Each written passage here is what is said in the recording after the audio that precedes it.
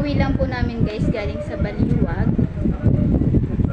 Kasi po kanina after po ng klase ni Charles ay dumiretso na po kami ng Baliwag para bumili po ng uniform at ibang gamit ni Charles. So kauwi lang po namin at ayun, tatry and haul natin yung ating mga napamili sa Baliwag.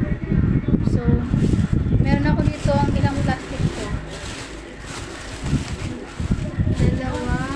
Wala na. Babalitan mami ako. So ito yung guys na napamili ko. Dito tayo sa unang plastic. Andiyan si Lagyan mo nga ito sa labahin ko. Labahin yan. So bumili lang ako ng ano ni Charles guys, yung uniform na polo. Bali dalawa lang ito guys. Dalawang polo lang ko binili ko. So alam nyo guys kung magkano to is 125 each. Ganitong kaliit 125. So bali dalawa lang pinamili ko kasi kulang po tayo sa budget. So yan. Dalawang polo.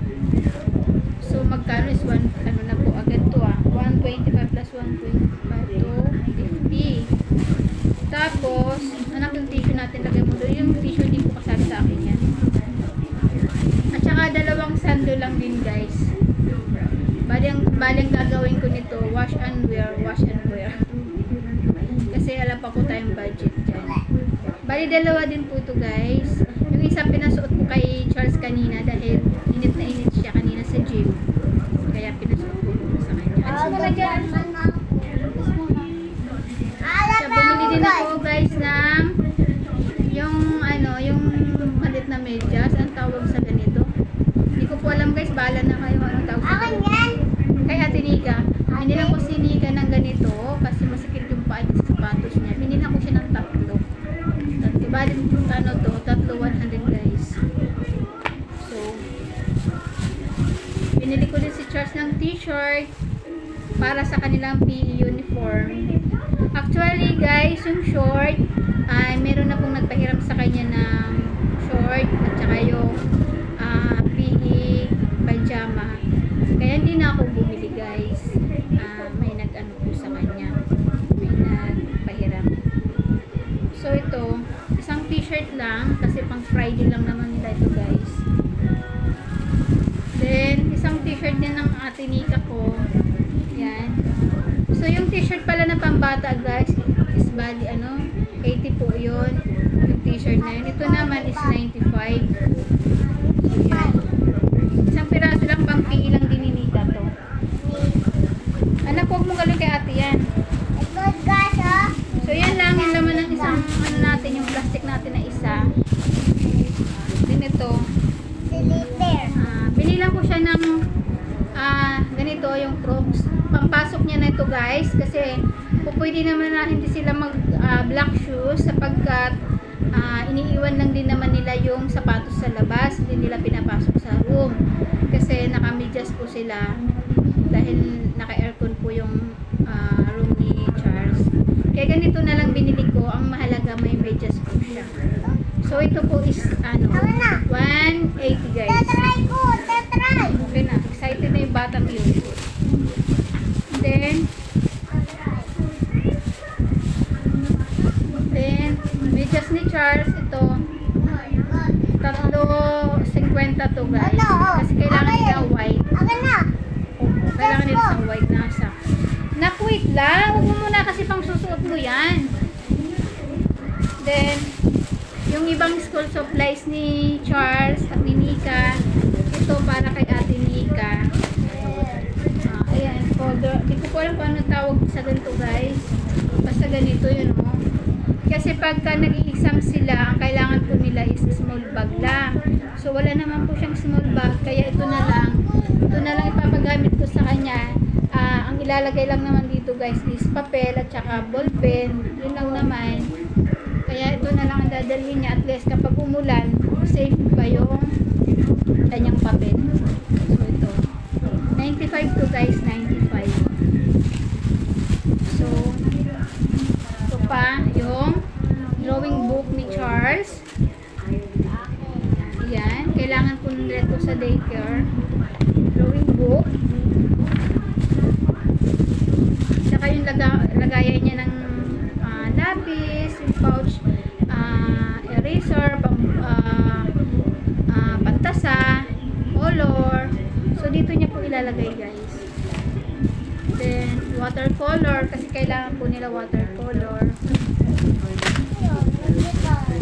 So, bali lahat yung mga gamit na school supplies, yung binayaran ko lahat is 367, ganun.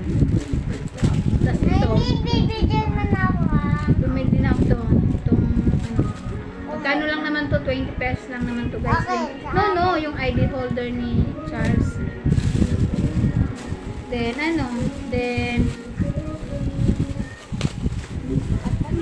lapis, pambura, alas dyan, Charles. Pantasa, marker po para sa whiteboard na susulatan ko po. Glue, yan, pantikit po, guys. Pantikit. Oo po, anak, kaya wag mo itong anuin, ha. Wag mo wawala kasi magagalit ang mumo. Ano? Magagalit ang mumo. So, dyan na nakalagay. Hindi ito paglalaruan. So, yan. So, then,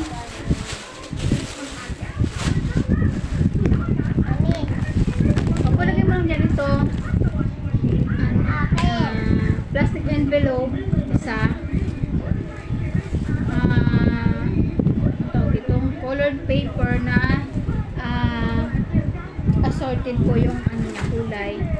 Tsaka ito long bali 3 piraso kasi ang kailangan ni Charles na long folder is 2, tapos yung kay Nika is 1, kaya ito ginamit ko muna. Ayun, binili ko na siya, guys, na ganito. Kasi kailangan niya yun. So, yun lang, guys, yung napamili ko. Bali, ang total na inabot ng napamili ko. Siguro, din, 1,000 din mahigit, guys. Baka kulang 1,500, mga ganun, yung napamili ko. Then, may binili nga pala ako, napadala ako kanina sa ukay-ukay. Nakabili ako ng damit na 35 lang. Na pwede ko naman pang araw-araw papuntang school, ganyan. Bumili na ako hanggang ukay-ukay tayo, guys, kasi mas maganda pa yung ukay-ukay.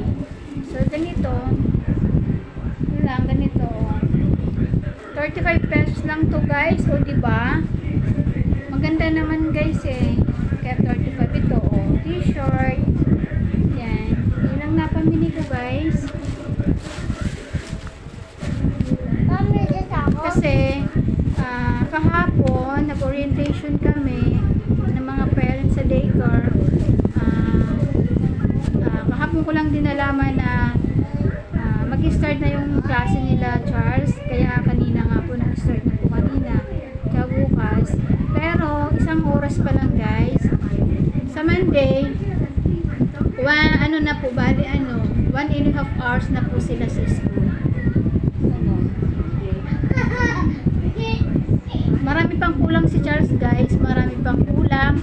Yung grooming kit, yung health kit niya, wala pa rin siya, guys. Tumbler. Bala ko pa, muna ng bote na lang muna. Yung bottled water. Doon ko muna siya pababauna ng So, yun. Dati sinika lang. Kaso po at inaalala ko ngayon, 2 na sila, guys. Kaya, kailangan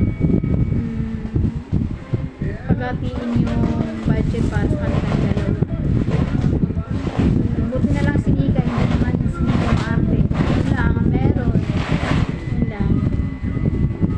So, yun lang, guys. Bye-bye. Thank you so much, guys. Pa-like and subscribe naman po sa aking YouTube channel. Then, sa Facebook ko, follow and share po, guys. Kajen. Yung aking YouTube channel is Kajen Vlogs.